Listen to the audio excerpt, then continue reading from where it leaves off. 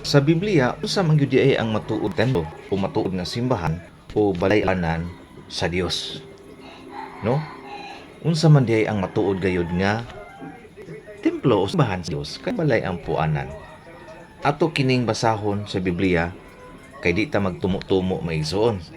Sa Ezekiel 17 ngadto sa 20, mauni ang matuod nga templo o balay alampuanan sa Dios. Nagingon din na, ang bungbong sa sulod sa templo gikan sa salog hangtod sa ibabaw sa pultahan gikulitan og mga larawan ug sa mga palmera ug sa mga kerubin. Ang hulagway sa mga kerubin nagulhos-ulhos. Matag kerubin may duha ka naong. May naong sa tao, may naong nga nagatubang sa palmera ug sa kilid. Ug ang naong usa ka naong sa leon nga nagatubang kini sa palmera sa laing kilid. Gikulit kini sa tibuok palibot sa templo. Gikan sa salog ngadto sa ibabaw sa pultahan, kwadrado ang haligi niini. So kung atong susihon ang Biblia maigsuon, kung dili lang gyud nato ni likay-likayan sama sa gihimo sa laing sekta, makaibaw day ta nga ang matuod nga balay alampuanan o templo o simbahan, church building, ana ay mga kinulit nga mga larawan. Larawan sa palmera, larawan sa mga kerubin, na iklarawan sa tao o larawan sa leon.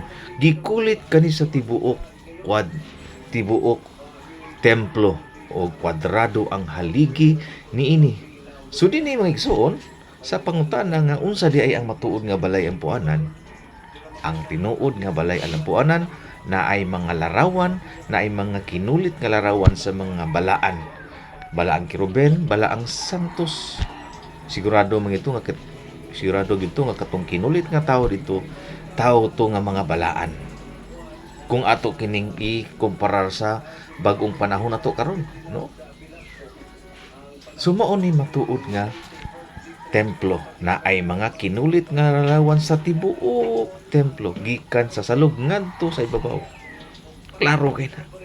Likay-likayan lang ni sa laing sekta. So ang ayan nga mutahod kita ni anang mga kinulit nga larawan o ribulto nga naa sa simbahan kay nganuman balaan kana. Balaan kayo kay na mga igsuon. Unsa may nakapabalaan nini ang templo, ang balay alampuanan. Klaro kay ni sa gisulti ni Kristo diha sa San Mateo 23:16 ngadto sa 17 nga ang nakabalaan sa mga kinulit nga larawan nga naa sa simbahan mao ang templo. Ato ning basahon. Nagingon din na, pagkaalaot ninyo mga giya nga buta. Nagtudlo kamo nga kun ang usa ka tawo nanumpa sa templo, dili kinahanglan nga tumano niya ang iyang panaad. Apan kun manumpa siya tungod sa bulawan nga ana sa templo, obligado siya sa pagtuman sa iyahang panaad. Mga buta ug buang-buang, hain may labing importante, ang bulawan ba o ang templo nga maoy nakapabalaan sa bulawan? So ang templo ni ay maoy nakapabalaan sa bulawan nga naa nga giburda o gikuhulit diha sa mga larawan nga nasa sulod sa templo. So balaan ang templo ug nabalaan usab ang sulod sa templo. Kadtong gisugo sa Dios nga mga larawan sa anghel, larawan sa kerubin o anghel, larawan sa tao, larawan sa palmera. Ug sa atong bag-ong panahon karon, larawan sa mga santos nga anaan naglibot sa simbahan nga tinukod ni Kristo. Ang ihang balay ampuanan mga igsoon. So klaro kayo na. So dili nato likay-likayan kini tekstuha kay mao kini dakong ebidensya nga ang tinuod nga simbahan, tinuod nga balay alampuanan gipakaulitan gayud og mga larawan sulod sa templo. O kabubuton maguri sa Dios nganuman sa mga larawan o sa mga ribulto nga kinulit diha sibat sa to, kabubuton sa Dios nga iyang papason ang sala sa katawhan Basa man nato ni mga basa migsuon.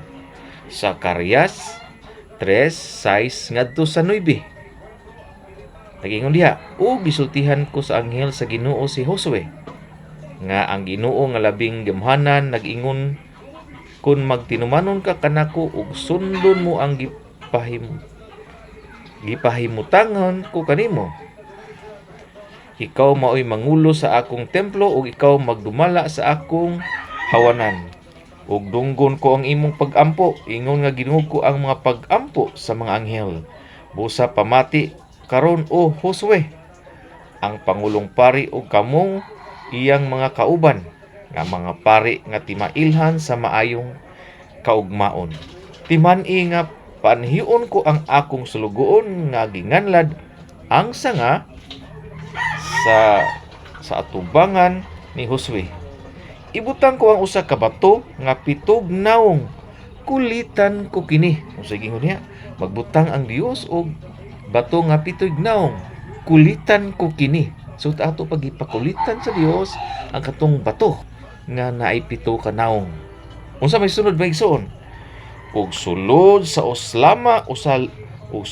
usa lamang kaadlaw papason ko ang sala ni ini yutaa. See? Klaro kay may igsoon, no? Kabubuton dahil sa Dios nga iyang ipadayag ang iyang pagpasaylo diha sa yuta at tawbangan gayud sa larawan unaw nga gikulit diha sa bato. Klaro kay na may igsoon, no? Kulitan ko kini. Ug sulod lamang sa usak lamang kaadlaw papason ko ang sala ni ini yutaa. So dako kay kahimuan day, no? Nga ang matuod nga simbahan nga gipakulitan sa Dios og larawan naa diha.